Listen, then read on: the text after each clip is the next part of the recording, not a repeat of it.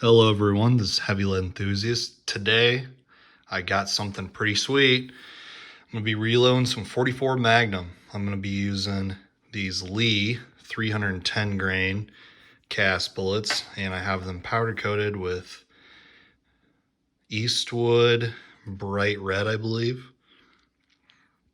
It also does have an area for a gas check. On these target loads, I'm not going to use a gas check. I have some other loads I'm going to work on in the future that have gas checks on them. I'm going to be using either H110 or 4227, and I'm going to be using those in my 44 rifle. But these are going to be shot out of a Ruger Blackhawk with I think a 7.5 inch barrel. But really excited to get into 44 Magnum. I've only reloaded 44 Special so far with my dies. I used to use a Lee loader in the past and made some hunting ammo with for 44 Magnum using a Lee loader. Kind of one thing I've noticed with the Lee loaders, in case you guys are wondering, they can be kind of hard to use. Basically, the wider the diameter of the caliber, the harder it is, because you got to use a hammer and resize it, hit it into this little die, and perhaps if you guys ask, I could probably do a video on that. I used to do a lot of 38 Special on those Lee loaders. But anyways, kind of going off on a tangent here. But yeah, I'm going to be using 800X to push these bad boys. Not looking for a super high velocity load, just something that is consistent, burns clean. And I know 800X is recommended for 40 Smith & Wesson 10 millimeter, 44 Magnum, calibers of that nature. So yeah, right now I'm going to start resizing these bad boys, and should be a pretty fun project. I've been wanting to do this for a while.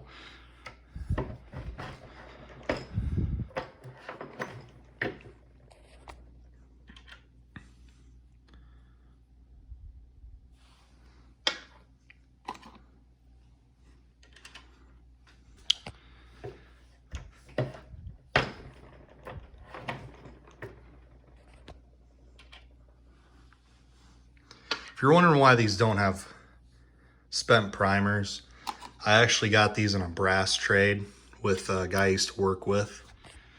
And I gave him some 308 and 223 brass, and he gave me a bunch of 44 Magnum and 38 Special brass. Also, guys, I was thinking I might have to do a video on my favorite powders, or at least powders I use. I think that'd be a really fun topic. So, but anyways, I'll get back with you as soon as I got all these guys resized. All right, guys, so I kind of ran into a problem. So I tried seating this Lee 310 grainer basically at the overall length the manuals were stating. It was like 1.710.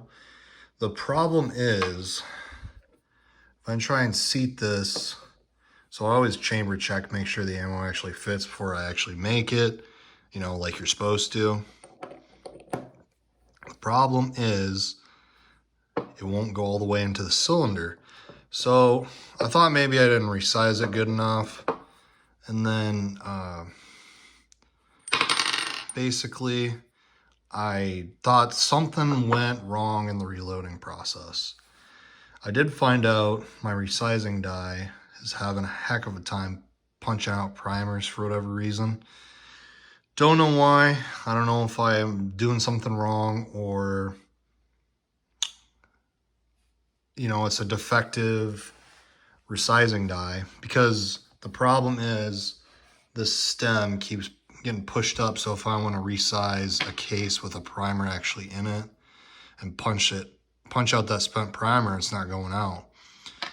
Maybe I'm doing something wrong. But anyways, I made another dummy, and I seated it. It's like at 1.60, something like that. So now it doesn't have a problem going into the cylinders.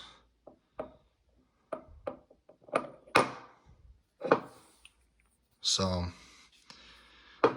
yeah, I'm gonna probably have to adjust my powder charge amount, but should still be a pretty fun, interesting test.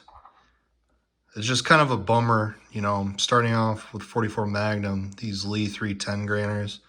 They're giving me such trouble, but yeah. But I'll keep you guys updated on what's going on. However, I might be done for tonight. So, anyways, have a good night. Feel free to like, comment, and subscribe, and have a good night. Alrighty, folks. I am back, and I decided I wanted to keep going just because I was having so much fun. But what I decided to do is, since I could not seat it at, so here's my reloading data from Lyman. Exact bullet, 310 grain, the Lee C430 310 RF. And it wants me to seat it at 1.710. That wouldn't work with my revolver. So I'm seating it at 1.610. And that fit my cylinder. But anyways, I'm using 800X, and it's a large flake powder. Even bigger flakes than Unique. So I'm doing 7 grains, and this is my last one.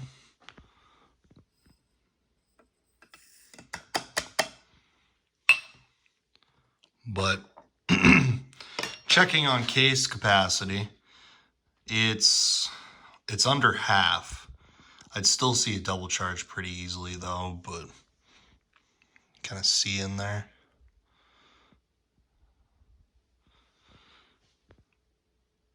It's almost just above a third of a case fill, I guess I would say. Just kind of put my finger on where it's at. Roughly about there.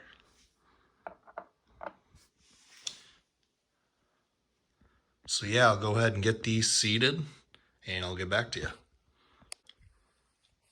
Also, if you guys are wondering how I got my load data, so if you look here, there is no 800X.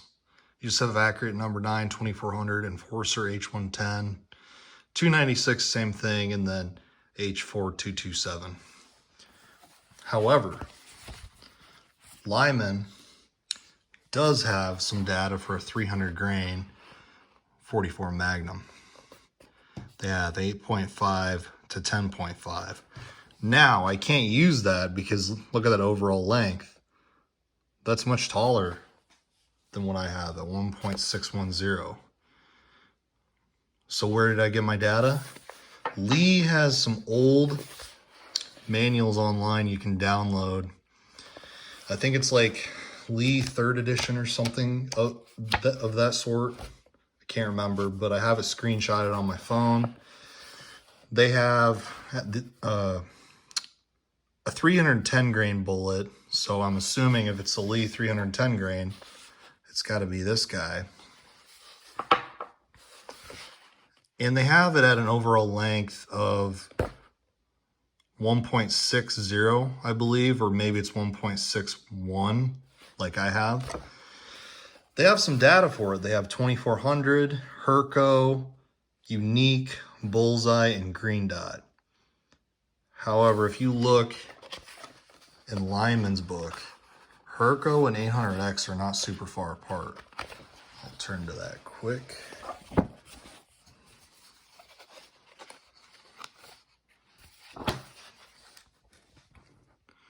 Okay, so here's 800X.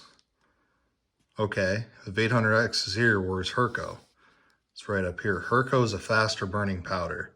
Now, obviously, all reloading books have different, a little bit of a differential on your powder burn rates. However, most of it's pretty consistent on where it would be. So, for example, a lot of people know what Unique is. Unique is a medium to a medium fast burning powder. So it's generally close to the center of your pistol powders. You got 2400, H110, 296, little gun. And then your faster ones like Bullseye, Tight Group, there's green dots. So if Lee was using those faster burning powders, I think 800X, in my opinion, is a pretty solid medium burning powder. That's why I decided to go with 7, because in that screenshot data I have, I don't have it available for you guys to see unless I printed it off. They were calling for 7.2 grains to 8 grains of Herco with this load. I'm using 7 grains 800X. In my personal opinion, despite it being old data, I feel like that's going to be safe. However, in case it's a little hot, I only load 12. You don't want to one thing you don't want to do, you don't want to mass produce your ammo, especially if you don't know what it's going to do. You want to do a small number of rounds first when you start developing your load. So that's just a little information for any rookies watching. And I'll get back to you as soon as I start seating. So I've been seating these guys, and they definitely have some good friction in the case, that's for sure. None of them have been going in very easily. One thing I also learned about lead bullets, at least with revolver cartridges, when you get a roll crimp, it is really good, or I've had great results, I should say, when I seat the case mouth just to the very, or close to the top of the crimp groove and then crimp in. It's a little different with jacketed bullets for me, because I've had better luck going towards the middle. But here's the last one.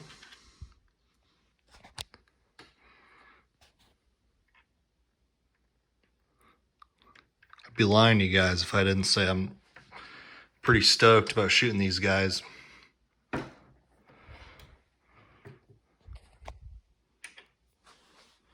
All right, well, we got all of them seated and they all look pretty sweet. And since my Ruger has kind of big cylinder throats, they're about 0.431. So these are sitting at 0.4315, these bullets, the width and diameter. So, and when in doubt, guys, if you're ever reloading for revolver cartridges, which is all you gotta do, take your cylinder. Luckily with a Blackhawk, you can just take it off. Makes things easier. But grab one of your cast bullets and make sure it doesn't just slide right through the cylinder. So see, it got stuck. Heck, while I'm doing it, might as well do all of them, because sometimes cylinders can be off.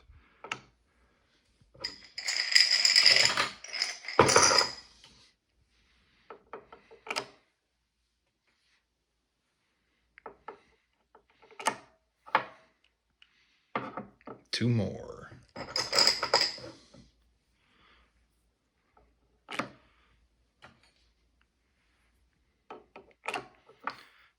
All right, they all got stopped, and that is a good thing. So anyone who just gets into reloading, doesn't know anything about lead bullets, one thing you want to have, Fortune Cookie probably says it better than I do,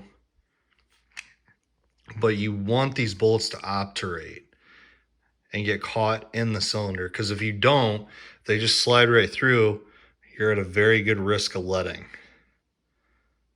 And what causes leading? Well, I don't have any actual proof. I'm just going by my experience. So I've shot undersized lead bullets before that just slide through the cylinder, and I've gotten leading. That's just my experience. Can I actually show you evidence other than my experience?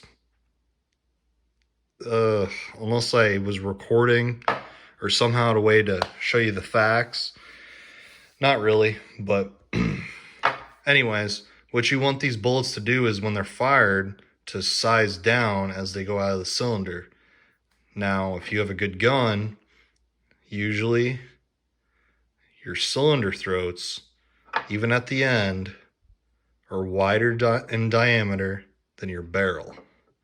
So as soon as these leave the cylinder throats as they're fired, they travel through the forcing cone and go into your barrel, and hopefully they size down again and get a good seal as they spin down the barrel and out. And that's what contributes to accuracy. So let's say these are undersized, they're fired, there's no obturation, they go through. If they're gonna just go through your cylinder throats, what's gonna happen is powder is gonna blow by. And if you have a hot enough charge, you can get it where it starts eating away at that bullet base. Well, more in particular, the sides of the bullet. That's what can cause leading, as well as so if an undersized lead bullet goes down your barrel, what's going to happen is it's not gripping that rifling right.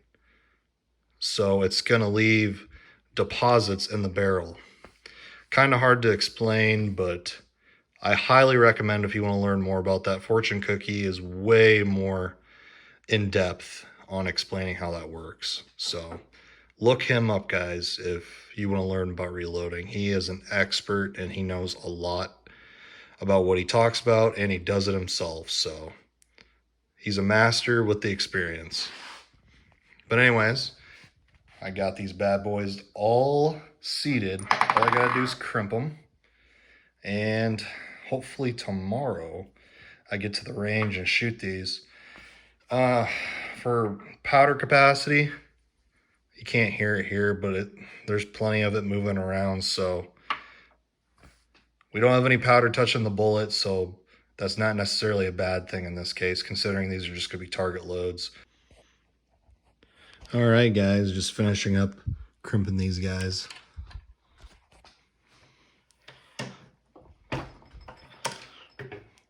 But kind of wondering how fast these 300 grainers are going to travel. I'm hoping for about 800 to 900 feet per second, but personally, I have no idea. I've been surprised before, but I do know this. Out of all the reloading manuals I have followed to a T on the load, the Spear manual is the one that got it right. So in my early days of reloading, when I first got my press right here, I did some Spear lead semi-wad cutters. I loaded them in 357 cases, and Spear ones in particular. Used this CCI 500 small pistol primer, and I used Bullseye. I used 4.7 grains of Bullseye, and I think the max was 4.8, and it said around 900 feet per second. So I went out and chronoed it, and I was pretty much getting, I think, within 10 or 20 feet per second of that. So out of all the manuals, I think Spear's pretty dead nuts when it comes to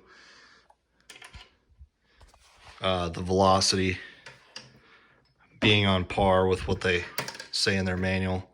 Now, I know there's always going to be, differences, whether it's elevation or someone's gun, or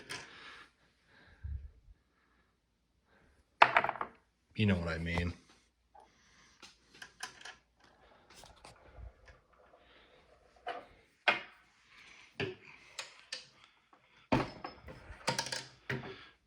Another thing, if you start reloading 44 Magnum, you really start to notice how much these things weigh. In my opinion, it's like double the weight of 357 and triple the weight of a 9mm. It's just crazy how big these pills are in this case. So, ooh.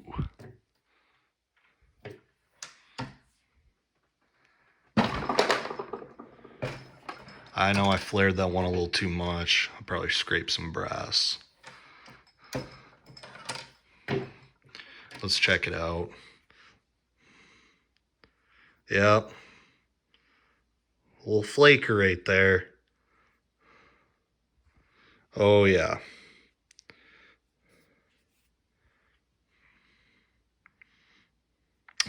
Didn't seem to do too much damage in my opinion.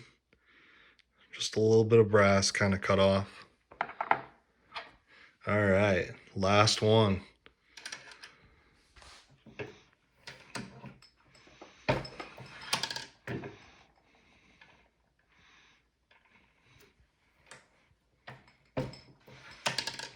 Okay, guys. Well, that is my first time loading 44 Magnum with my press. Did 12 rounds. These 300 grainers. Man, I just can't wait to shoot these. Just looks like a big, nasty bullet. Probably would be good for deer hunting, to be honest. But anyways, guys, that's my video. Feel free to like, share, and subscribe. And have a good one. And God bless.